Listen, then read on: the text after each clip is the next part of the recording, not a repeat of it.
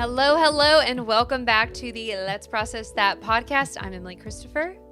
I'm Nick Honorkamp. And welcome. I just wanted to giggle at myself just now because every time I do the intro to this, I'm like, I'm Emily Christopher. And of course, Adrian, for those of you who don't know, but you probably do if you've been listening, is my boyfriend and also our producer. And he's always like, la la la la. La, la, la, la. Like he's like always mimicking me, and he's like, you do it like it's so sing-songy, and I'm like, well, that's what I do. I'm a sing-songy girl. That's who you are. Yeah. I'm a sing-song my name. Anyways, welcome. So what's the thing? Stop. What's the thing you used to do when you would warm up before you sang? Yeah, that's it. That's it. Give them a little bit of that. Oh, I would do all kinds of stuff, and Nick would be like, what is going on? I'm like, listen, this is what vocalists do. We do a lot of crazy things that everyone's going to be like, what the heck is going on? But it all has a purpose. So yes. I should probably do those things even before this podcast, since we talk for so long. You actually need to warm your voice up. But if you're watching the video, it's clearly nighttime here. It's dark and all you can see is me. I need to refresh my podcasting space because for those of you who can see, and if you even watched previous ones, if you ever watched this on YouTube, I'm in this like spare room that's what I call a multi-purpose room. It's my closet, it's my makeup, it's podcasting, it's an office, like it's everything, and it is just a hot mess, and nobody wants to see that. So it is what it is. I'm not as cool as Nick with like a build, like my little I board got my behind vision me. board. This is my vision board right here. All my dreams and visions and crazy things people have sent me. There you go. Yeah. I need a refresher so y'all don't just see all my junk. But you know what? It is me. It is what it is. So there you go. All right. So we've got some stuff for you. We got a very interesting conversation. For those of you who have tuned in and been listening to us, you know that relationships is probably, I would say, the top thing that we keep on. There's always some kind of talk about relationships and navigating relationships. And so we have a really interesting talking point launch pad for today. But before we do that, I have had a request, and I didn't even prep you on this. No, People love when we share like what's our favorite things right now. So if you need a second, I do. First. Go ahead. Okay. So my favorite things right now, and this may be subject to change because we're currently in this podcast will be in March, but we're at the end of February. But we are having like an early spring right now. Yeah. And today it was 80 degrees in February, and I've never experienced that. But Adrian and I went on a bike ride, and then we had dinner outside. It was just lovely. So my favorite thing right now is surprises in the weather for good. Not when you get surprised nasty rain or, thunderstorm, but like lovely spring surprises in the dead of winter. That's my favorite thing right now. Also, I've just been very blessed to travel a lot in the last 8 months. I have been on a trip every month for 8 months, and that is literally unreal. And it's God just giving me back time that I did not get to travel in my years that I wasn't traveling. And so I just want to shout out karma, and I'm getting to just have a lot of beautiful traveling experiences, and yeah, I'm just blown away with those little blessings. All right, what's your things? 2. Number 1, okay. My sister recently went through a divorce. Mm-hmm. And when she came through the divorce, she has been traveling like you. She's been traveling a lot of different places, hiking, going to sporting events, and coming to visit me a couple different times. And I've had a ton more time with my sister. We went to a Carolina basketball game last year. And so I have gotten to know my adult sister as a friend, as a confidant, in a way that I've never been able to do before. And that's one of my favorite new things. The second is I've added like 3 sages to my life. And 2 of them are older gentlemen that don't watch our podcast, by the way. 2 older gentlemen that just are honored that somebody younger is asking questions and wants their input. And they are such a hoot. They are so wise and smart and are available, and they're like, let me help you. And so I'm loving that my sister's available to spend time with me. And I'm also loving a season where I've got a couple older gentlemen in my life that are just wonderful to sit and hang out with and just glean from. And both of those things I'm enjoying as much as I possibly can. That's awesome. I love that. And this might be a whole podcast episode, but learning and adjusting to the transition of siblings into adulthood is just amazing. And I could really talk at length about that. And just from this, we may do that. I have so enjoyed being adults with my siblings. Like, we live literally in opposite ends of the earth. My sister lives in New Zealand. My brother lives in California. And just the time I get with them, and of course I haven't seen my sister in 3 years, but my sister's coming to the States in the summer. But even our bond, thank God for technology and FaceTime and all that. Yeah. But it has just been so beautiful to adult with them and to like process really hard things and to talk through things. Of course, there's nobody else in the world that you probably have as many inside jokes with other than a sibling, or like just things that you could never, nobody else in the world could relate to. A goofy, funny situation, or like, can you believe mom and dad did that? Or that's it, mom and dad. Yeah, yeah. Like nobody else gets it. And so I love that for you. And I'm so happy that you guys are getting that time and like getting to enjoy that sibling bond in a whole nother season of life. It's beautiful. I love it. Yeah, I'm enjoying that. It's wonderful. So thanks. But I do think we should talk about that because I do think that that's something. I know people, I was just talking to somebody this morning and they said, my sibling used to be my best friend. Mm-hmm. And some things in my world have changed and now we're not best friends anymore. And I was a little saddened by that because if anybody could stay with you as your best friend for the long haul, you would hope it'd be your sibling. So just saying. Yeah. And see, I've experienced the reverse of that where we all wanted to like break each other's arms growing up. Mm-hmm. And then now we're all best friends and like confidants. That's very cool. Yeah. So it's a weird place. And I feel like obviously with anything, it ebbs and flows. And it's family stuff, which leads us right into today's topic. And I'm going to toss it to you because you kind of have this setup for this. But a very fascinating concept and just discussion. So go for it, Nick. So when Emily and I are looking for subjects to talk about, there are things that we think are interesting. There are things that we think that'd be easy to take either side of the conversation and talk about. And we like to hear other people's opinions. And usually that has to do with relationship. So we were at dinner last Friday night. And we were with some friends. Yes, Tina and I were at dinner with Robbie and Lauren Lanoue, two of our best friends. And Lauren is an author. She's writing a book right now to get published. And she was talking about, she's amazing. She's an artist in so many different ways. But what she was doing is she was talking about that as she's begun this book and started writing, she keeps bumping into the same dilemma that most authors bump into. And that is wanting to write something that's happened in her life, but trying to protect someone else who was part of that journey. And it's usually our parents. And her parents, she'll tell you, my parents were great parents. But no parent is perfect, and therefore, there's father wounds, there's mother wounds. All of us have them. I'm sure my sons have father wounds.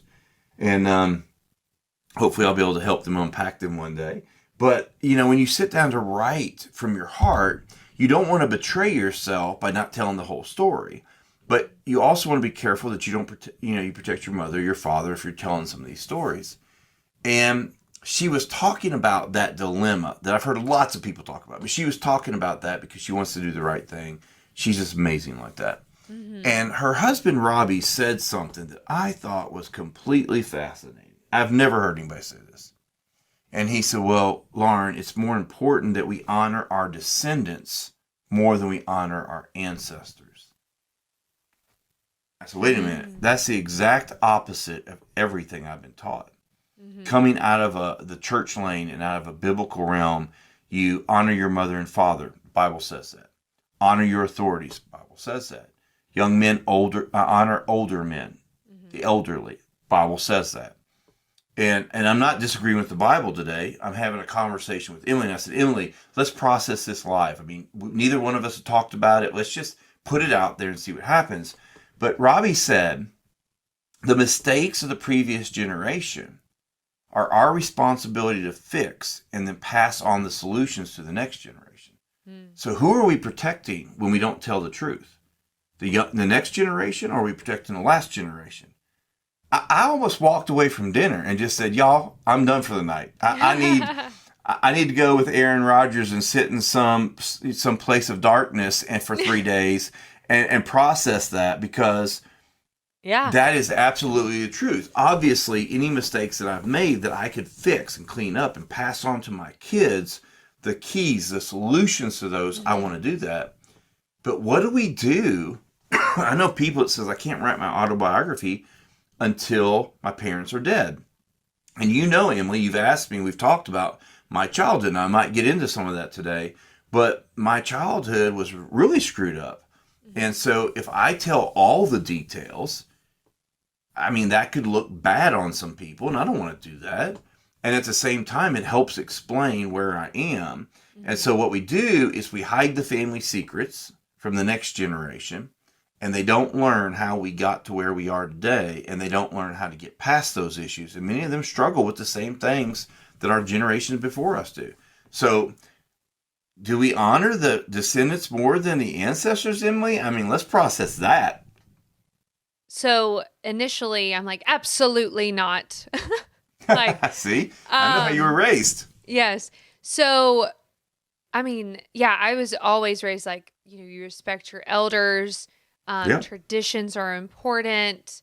But who I am now, and just in my short 32 years of life, there is no way. And I know my parents right now would say, my parents have grown immensely over the last, years and years, but I would say even the last decade, that they would much rather us break any generational curses, right? Generational just garbage, or like learned behaviors that are unhealthy, versus honoring tradition or honoring our ancestors or our heritage, all this kind of stuff.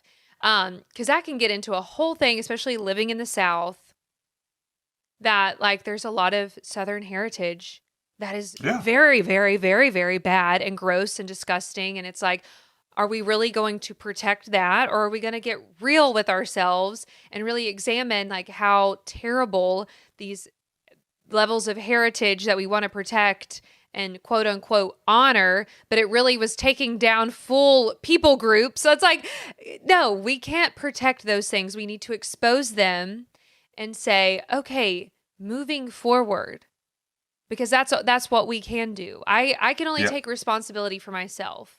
And so I want to, moving forward, I want to get rid of that junk and do the right thing. And that can be like anything, like from toxic behaviors, from unhealthy behavioral patterns, whatever it is. I know for me, that is way more important than honoring a tradition. And I don't know how we get so hung up on that. Because again, yes, I believe in honor, but then there's also a time where it's like, we have to step back and say, why are we doing this? And I used to get in trouble all the time when you and I worked together because I would always say, why are we doing this? Why have we elevated this one person? Or why have we keeping these systems? Or why do we keep doing this? Or do we think that might be bad, negative, toxic? But we have to, no matter how good something may appear, we have to examine our behaviors all the time, and it takes work to do that. So for me, initially, just like right out the gate, I'm like, forget the tradition stuff, and let's focus on healing, correcting, and doing the right thing and moving forward. So I want everybody to pay attention. Do you realize how difficult it was working with Emily and having this young, voiceless, powerful young lady, challenging everything. I'm going to tell you something that what's your reaction when I say this to you? Oh God. Okay. I got to fix my face. One of our other staff members at the time, Jenny Murray, said to me one time, she said, "You have forfeited our future because of your contracts with the past." Ooh. Ooh. You feel that? I do. And I mean, yeah.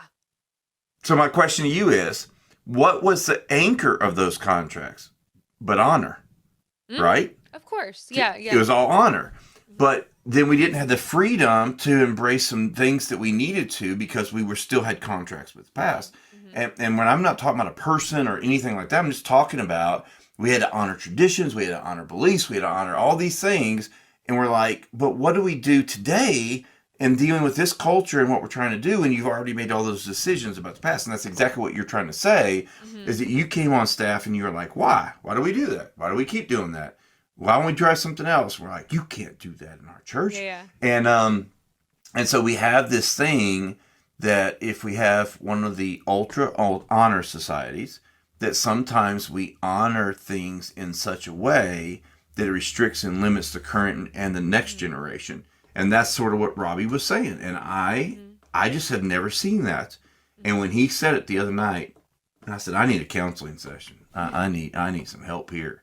Because I've had a wild childhood. And I started writing an autobiography. And then I'm like, I can't tell this story.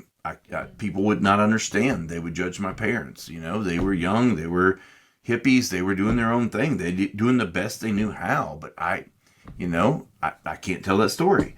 And then somebody like our good friend Sterling Gardner said, tell it all. Tell it all. Just put it out there. We got to get free. And I guess I'm looking for some kind of common ground, or at least some lane between black and white. Is there gray in this area? And what are some clues that can tell us? Because, you know, I watched your dad tell a story about your mom at his retirement. You remember when she wanted him to go the wrong way down the one-way street? That was classic. It was so wonderful. But he's always honoring, even when he's telling a story where he's outing her a little bit. And so anyway, I just found that fascinating. And I mean, is this a black and white issue, or is there any gray? And if there is some gray, good gosh, can we figure out where that is? Yeah. Well, and to go back to circle this back to Greg, the word is tact. Like, that really has a lot to do with it. Also, you're getting so passionate. I can hear you slamming your fist. So I hope our listeners, y'all, I'm sorry. This man is passionate. He won't hurt the microphone anymore. I hear you slamming.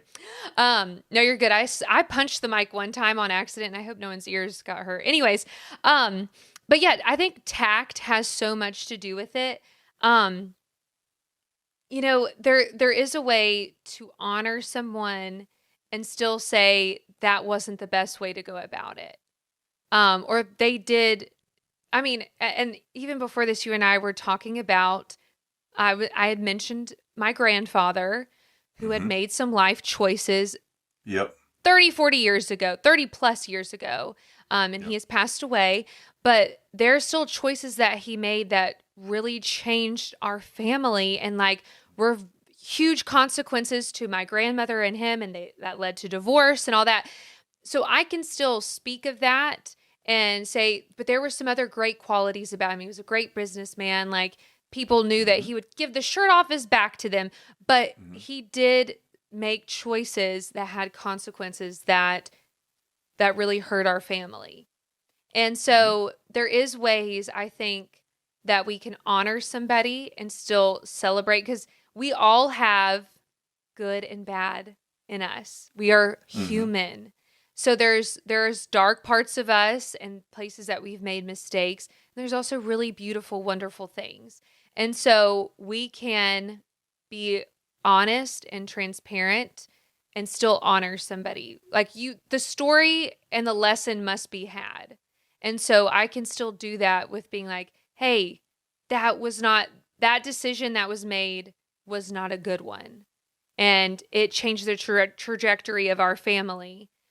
But, you know, there was still redeemable qualities. But yeah, I think it is a gray area, and we have to have emotional intelligence. We have to have tact to be able to still be very honest with certain things, but not hold back where sometimes it does. Sometimes things need to be really painfully said when it's like organizational things or churches or whatever. It's like, no, it was that y'all were actually idolizing a human. Let's talk about that. There's just different things where we do need to say, this is how it was. But yeah, there's definitely ways that we can tell the story, learn the lesson, and honor the person who may have not made the best decisions or done the right thing in that moment, because we all have that. And so that's another thing we have to also take responsibility of. This is all of us. Every single one of us have this. Like, there's so many times where I could be like, oh my gosh, I blew it so bad. But thank God someone didn't throw me away because of that one thing, right? So there's still a level of honor, but there's also saying we're never going to do that again. Or I'm not going to act like that again. Yeah. I have two stories. Mm-hmm. The first is from my pastor, Frank Harvey. We were coming back from a ministry trip in South Carolina late at night. It's dark outside. Two guys driving down a lonely highway, shoulder to shoulder. Sounds like a country song. And I asked do it? I said it sounds like a country song. Women talk face to face, men talk shoulder to shoulder. We don't get that intimate. Right. So I don't know what made me ask this question, but I said, Frank, what's the 3 biggest mistakes you ever made in ministry? I didn't realize how intimate that question was, or how vulnerable it was. And Frank paused for a second, silence in the car. And he said, okay, I'll tell you, if you promise me to never make those mistakes. If you never make those mistakes, you will redeem my mistakes, and they'll have had value. And he told me the 3 mistakes, and I never made those mistakes. Okay.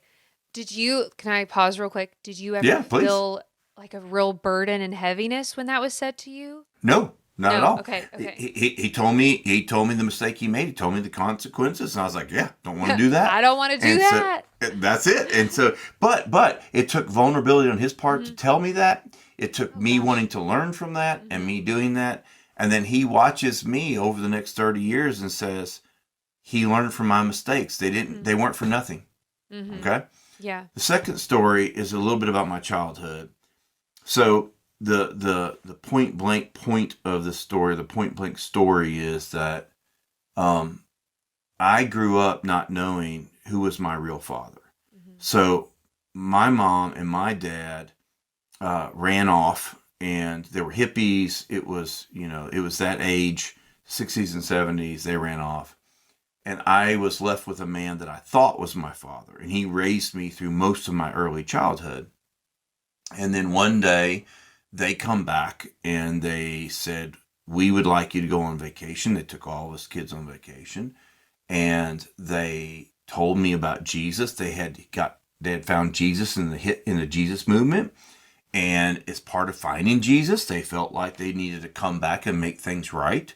And so they came back and got me for that vacation. And during that time, they sat me down and they said, the man that you've been calling dad your whole life is not your real father. This is your real father right here. And can I ask who you thought who did you think they were? I knew my mom was my mom. Okay. I thought he was the stepfather that came along after the man she was married to. Okay. And wow. so when they came and did the right thing, did what they knew to do. Listen, they got married at 18, had me at 19. I mean, just think about that for a second. In the 60s and 70s, psychedelic drugs, oh my gosh. Yeah. I don't even want to know the rest of the stuff they did. I mean, they were product of their time, right? And so they ended up taking off. They were gone for a while. And at 11 years old, they come and get me. And I was just delighted to see my mom and her new husband, whatever. And then they say, this is your real dad. I'm your real mom. And we go back to Missouri. And I remember sitting in a little small kitchen at a kitchen table. And there's probably 13, 15 people around me, and I'm sitting at the table. There's a lot of them are standing, and they're asking me, choose which family you're going to live with. Ooh. Are you going to live with the guy who spent most of his life raising you? Mm-hmm. Or are you going to leave and go to North Carolina with your real parents? Well, when I tell that story, I ended up for whatever reason. You're like, well, how did you make that decision? And I was like, I don't know. The only thing I can tell you what happened. It took me years of healing and ministry, and it was only about 5 years ago that the Holy Spirit really showed me what happened. In that moment, I disconnected my leadership from my heart because there was no right answer. Right. And my leadership was then driven from my head, that my real parent, these are my real parents. I need to go with my real parents. Yeah. That affected my leadership for decades, where I led from my head, not from my heart. Wow. And I apologize to everybody who suffered underneath that. And about 2 years ago, I was talking to my first dad, the first guy, and I said to him,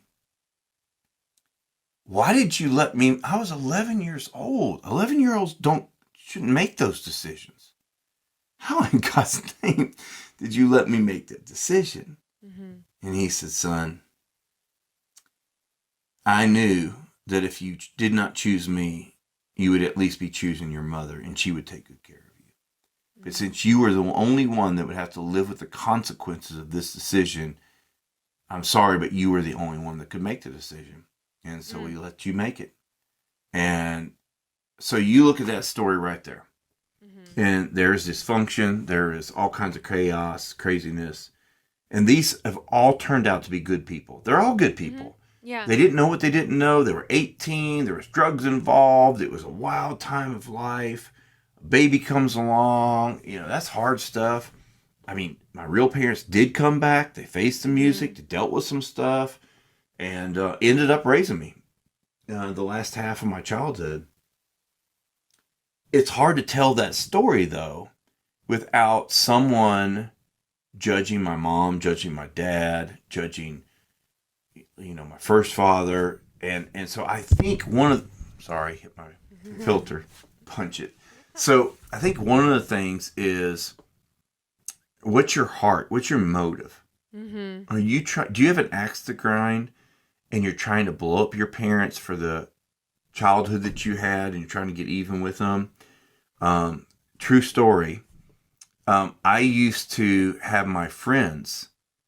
My name was different. My name was named after the first dad, not the second dad. And obviously they didn't like each other. I used to have my friends in high school call my house and say hello to my second dad and call him by the first dad's name. Oh my gosh. Just to make him mad. I used to have him call and say, hello, Mr. Melton. How are you doing today? He's like, I'm not Mr. Melton. This is Mr. Harnerkamp. What do you want? Oh my gosh. Because you remember back then it was a phone on the wall, right? Right. Like, no, I want to talk ID. to Nick. There's one phone. You have to answer it. So I say that, though, to say that they were doing the best they knew how. Mm-hmm. They found Jesus and they came and got me. I mean, they responded not just to the call of salvation, but to say, what else did I need to do to make things right? They invested the rest of their life in me. I was able to connect with First Dad after many years, and he's still part of my life today. But I think it's our heart. I can tell that story because I completely have forgiven everybody, completely love my mom and dad, completely love Lloyd, and I figured that out. But today, I would err on the side of protecting my kids. I would err on the side of saying, I need you to tell you a couple stories. And I need you to understand that I'm not throwing anybody under the bus, but I want you to know where we came from. And I want you to understand what's happened in our family line, that if you don't make conscious decisions, will continue in the family line. And and also outside of this story, I work really hard to show honor. So when I have to tell a story like this, mm-hmm. they know that my character, they know my heart, they know. So I do think that a person that practices honor outside of the times they have to tell the story, earn the right to tell the story in a way that others don't. And I think that's one characteristic of when it's okay to tell the story of a previous generation in order to educate a new generation. Mm-hmm. And what's helped me, because there's someone in my life I love very dearly, and we disagree on a certain topic, like majorly, and we both like, we bring all our resources and all of our data and all of our stuff when we get into arguments about this topic. And for me, at first I was so mad. I was like, do they not see this? Like, oh my gosh, blah, blah, blah. And then I had to remind myself, this is all they've known. Like, this is they believe that this is truth, and like, that is that. And so we have to agree to disagree. And, I'm a little more chill with it than they are. Yeah. So I'm like, I disagree with you. Like, I love you beyond that. But, when people have their convictions or their thought patterns, or again, things that, they've believed for decades, it's sometimes a harder row to get there. And so, but I have to also remind myself, like, this is what they believe, like, so deeply. And so we can have a healthy discussion. We can talk about the different points, and then that will be that. And also, like, this is not a hill I want to die on.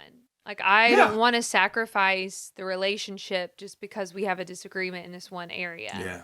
And so that's also another thing, is like giving grace to that person, and knowing that we can't change hearts and minds. Like, we can say our piece, but at the end of the day, like, that's a heart issue for people. And so I have to give them space to wrestle with that also on their own, and they believe vice versa. So sometimes that's just the way it is, where we can still honor each other, but be like, this is not worth us losing this relationship over. Totally. I bet you I can guess the issue. I can't guess the friend, but I can guess the issue. And I think, again, it goes back to the heart. It really does. And I told you a story a few minutes ago off the air that I met a minister that was really just frustrated with their denomination, painting all these lines that are causing people to choose the issue you're talking about, to go left or go right. And she's like, I'm so tired of the church drawing lines to separate ourselves. And I said, well, I've been in 100 churches in 2 years, and I've got like theological whiplash. I've been in 20 denominations. And my wife asked me, have you changed your theology on anything? I said, I've not changed my head, but I have changed my heart. And being around people who see the world differently than I do has opened my eyes, and my compassion, my empathy, my beliefs haven't changed. But my gosh, my value for them, my desire to connect with them. And I think that a lot of the issues that we have sometimes with the previous generation, okay, let's just talk about racism for a second. That's not the issue you were talking about, but this is a different conversation. You think about the generations before us that grew up in racism. They grew up, that had a great-granddaddy that owned slaves, and that granddaddy had to lose his slaves, but still kept the racism and passed that stuff on. And is it okay for us to tell a story about granddaddy's racism in order for us to educate a new generation, and that's a bunch of garbage, and that all people were created equally in the likeness of Christ and God, and they have a beautiful, wonderful value, and you and I would agree on that. But I would say to you that telling a story of racism in a previous generation, that a generation before that was a lynching, not just racism, I think it's worth talking about to our kids, so that our kids don't fall into that, and they understand the value of all people that has nothing to do with skin color. Make sense? Yeah. Well, and those are, again, those scary, hard conversations that some people, it is intimidating, but also, like, we got to be honest with ourselves. Like, you've got to stand up. You can't be silent about things. And like, when we don't shed light into those dark places, like that, you're doing a disservice. Like, we have to feel uncomfortable sometimes. And, for me, I'm like, get over it. Like, this is life.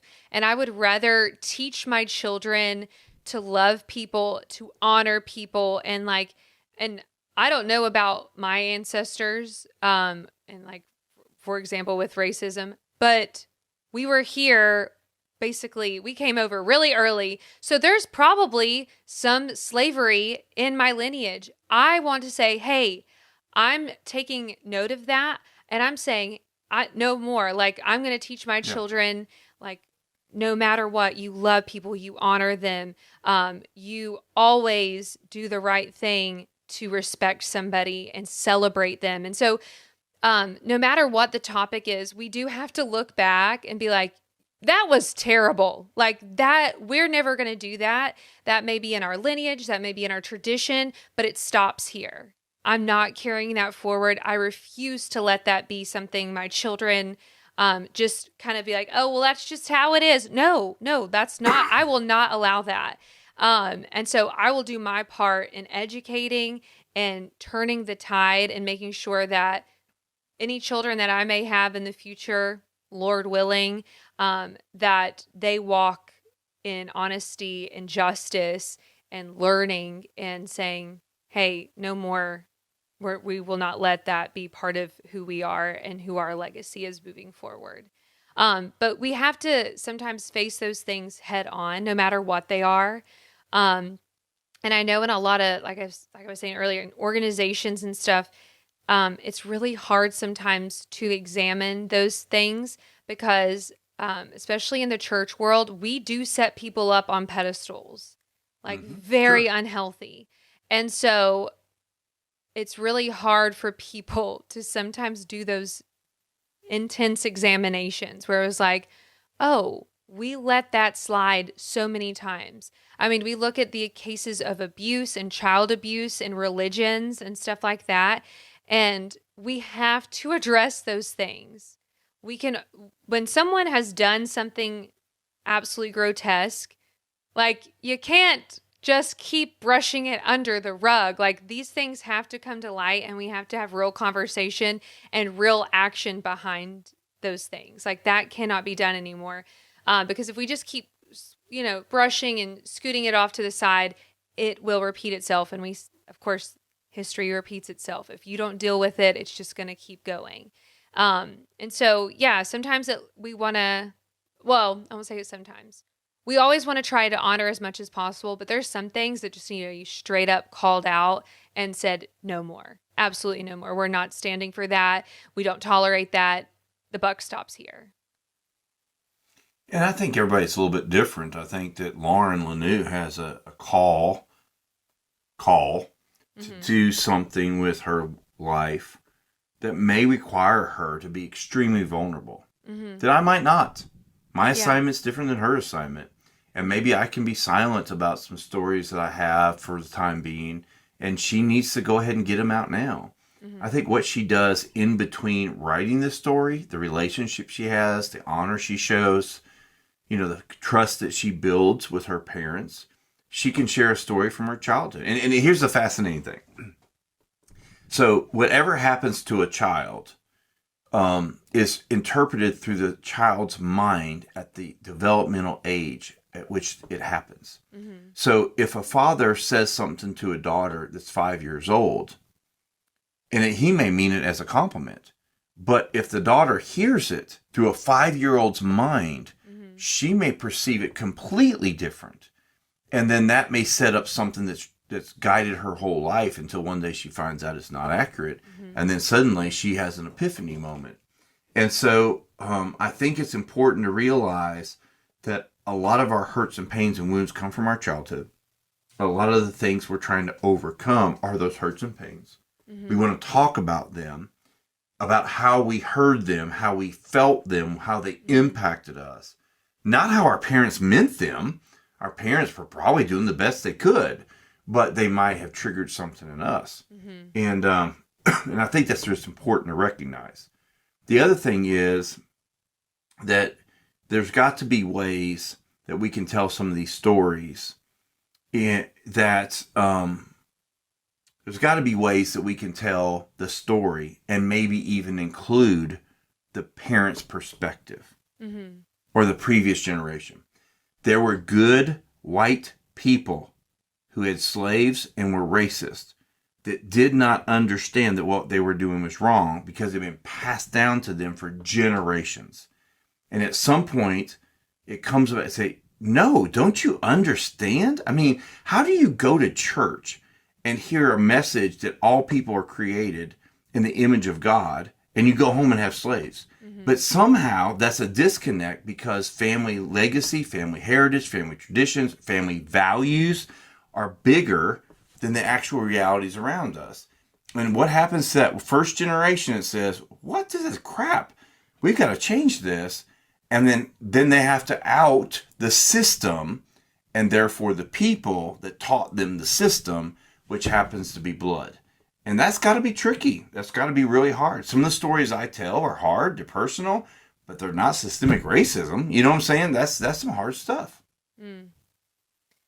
Yeah. Disagree with me if you want. I mean, I think my only thing is really making sure that calling it out and correcting it is so, this is a very blatant thing. Like, yes, granddaddy, whatever, but this thing, like, you cannot, I think it's like not letting it slide.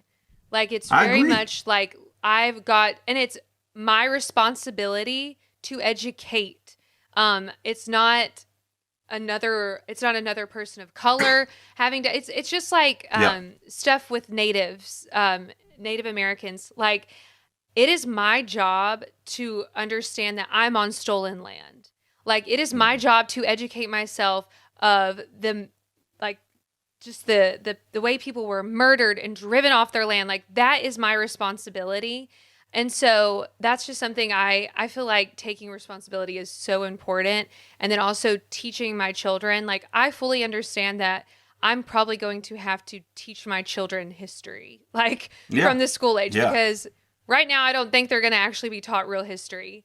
And so there's just things like that where it becomes my responsibility again for the next generation. It's my responsibility right now because there's certain things that were left out of my history books that I need to go and educate myself. It is not the responsibility of a Native American, of a person of color. Like, I have to take that on. And people get so upset with me when I'm like, I like to sit in it. I don't know why they're like, well, it'll make us feel bad. Like, okay, this is reality. This is what people have lived through. So you should feel it. Like, it's, what? That blows my mind that we're not willing to understand the depth of someone's struggle, and, like, just blows my mind that we're not empathetic enough to want to do that. Anyways, but for me, it is important that I educate myself, that I sit and, like, learn the lessons, and then make sure that I'm taking my responsibility and my part to not allow that to continue to be bled through to the generations oncoming. So that's just my one thing. I'm like, we really just got to take full ownership and get the fullness of it, because we don't know what it's like to be a person of color. We don't know what it's like to be somebody who is driven off our land and people trying to literally destroy anything about your culture. Like, that's just important for me. And I appreciate that, because all of that, all of that stuff is stuff that I also care about. Obviously, I actually live just 5 miles from the Cherokee Reservation, and I see some of the stuff there. I have an African American daughter, and you saw me on Facebook recently. I was wearing African American garb, and I was with an African American woman. She was wearing an African American dress, and we just celebrated. It's Black Heritage Month, so not just calling out, but celebrating. And I think that's part of it, is that I'm not just an activist and I'm not just angry, but that I'm celebrating. And so I remember in 2020 when you and I were getting in so much trouble, trying to stand up for what we believe in and all this crazy. So huge Black Lives Matter movement followed closely by a Blue Lives Matter movement. Mm-hmm. And here in Maggie Valley, there's several huge showdowns where people came to do a Black Lives Matter march and a Blue Lives Matter protest across the street, causing all kinds of issues. So those two were really closely linked in my mind because they were clashing with each other right down the street from my house. And there was a guy in our church, and he showed me one day after church that he had put up a flagpole with a Blue Lives Matter a flag on it. And I said, so you believe in blue lives and you want to celebrate blue lives? And he said, yeah. I said, what do you do for Black lives? He said, I'm not a racist. I said, I didn't ask you if you're a racist. I said, what do you do for Black lives? And he says, I'm not a racist. The fact that he could say, I'm not a racist, excused him from any kind of flag, march with Martin Luther King, breakfast, any kind of pictures. He didn't have to do anything because I'm not a racist. But if you're not a racist, can you celebrate the other cultures around you? And that's what you're getting at, is we have to call it out when we see racism. We have to call it out when there's genocide. We have to call it out when there's issues. But then also, if it's in our heart, can we celebrate Native Americans? Can we celebrate African Americans? Can we celebrate these other people groups that have similar value to us? And so it's fascinating. This level of honor is not just, I'm angry and I'm going to burn the house down. It is, I hate what racism has done, or pick your other topics, but I hate what racism has done. But I'm going to also stand with my Black brothers and sisters and celebrate their heritage and make sure there's equality and equity in our community. Mm-hmm. Which we will have a whole podcast on this. Very soon. Wow! I didn't know that. Yes, she you just do. made that command decision. No, I brought it up. Whatever you want to do. Well, we have a few friends who are very much just brilliant on this. Yeah. Yes, you did. And I feel like they will speak to this in a way, again, that we could not because we are two white people. And so, that will be coming soon. So looking forward to that conversation. I could keep going, but we are at time. So I'll climb down and say, I'm not angry. I'm just passionate. And I just need the bright people's voices need to be heard. I want people to feel loved and valued. Yeah. Deep sigh. With that, I appreciate you all for tuning in. I know Nick does as well. I do. We really, really appreciate that you guys allow us to have this space and join in every time you guys give response. When you give your experience, it's incredible. So we really, really appreciate it. And we want to continue conversations. We want, as you guys know, a lot of our topics come from our real life interactions or people coming to us and sharing different things or perspectives. So please continue to do that. That's how we do what we do. Thank you guys so much. So as we wrap up here, I want to remind you to follow us, subscribe, do the things. Everything is linked in the description where you can connect with us via the podcast stuff or as individuals. We are loving this music brought to you by Caleb Honorkamp. Shout out to our producer, Adrian Wos, and our amazing photographer, Allison Frost, before the Foundations Photography. We love you guys, and we look forward to the next one. Like I said, please give us your input, and we will be chatting soon. Y'all have a good one. Bye-bye. See you soon.